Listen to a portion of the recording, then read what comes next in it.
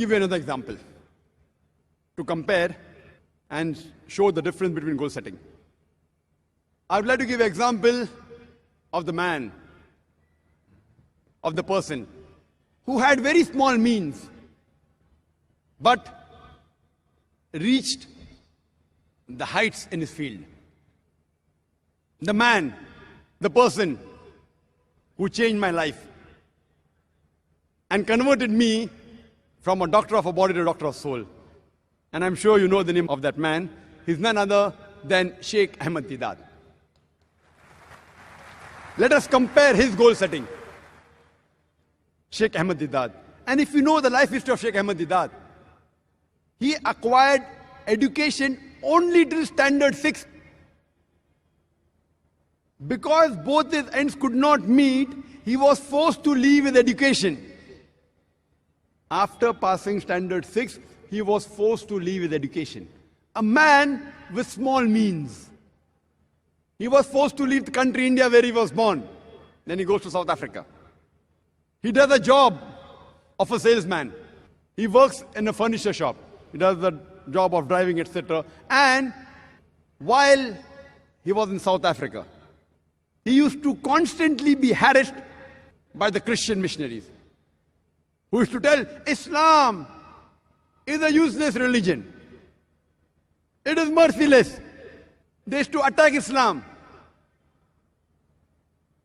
And because he used to get harassed, a desire came in his heart that I want to reply all the allegations against Islam made by these Christian missionaries. I want to give a fitting reply to these Christian missionaries. Imagine a man only studied to standard 6.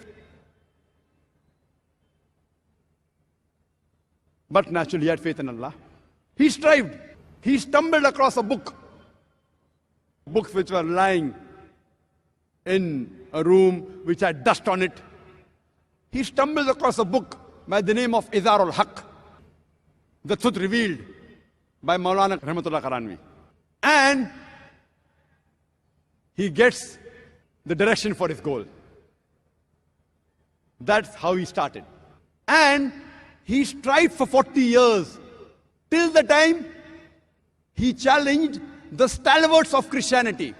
Imagine a 6th standard pass man strive for 40 years and challenge the stalwarts of the world. So much so that in 1986, he was about to debate Reverend Jimmy Swaggart. And at that time, in 1980s, Jimmy Swaggart was the #1 most powerful, most famous Christian televangelist. Just a few weeks before his debate, one of the fans of Sheikh Deedat told him that, Sheikh Ahmad Deedat, I'm your fan, but I want to give you an advice. This man, Jimmy Swaggart, I know him. I have studied him. Please don't debate him. He will chew you and he will spit you out.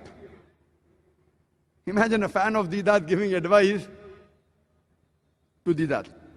You don't debate this Jimmy Swaggart. You don't know him, I know him. He will chew you and he will spit you out.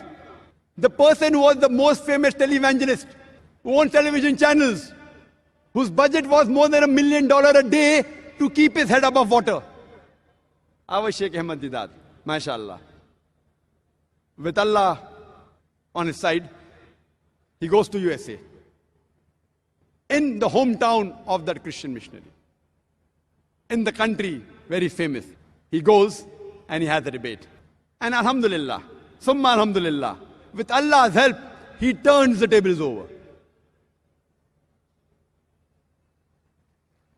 Imagine a man of small means, not even past school, leave aside being a graduate, challenges the stalwarts of Christianity, so much so that he became the biggest stumbling block for the Christianity of the world, for the Christian missionaries. One man alone, Sheikh Ahmad Deedat, with the help of Allah subhanahu wa ta'ala, he challenged the whole of Christianity.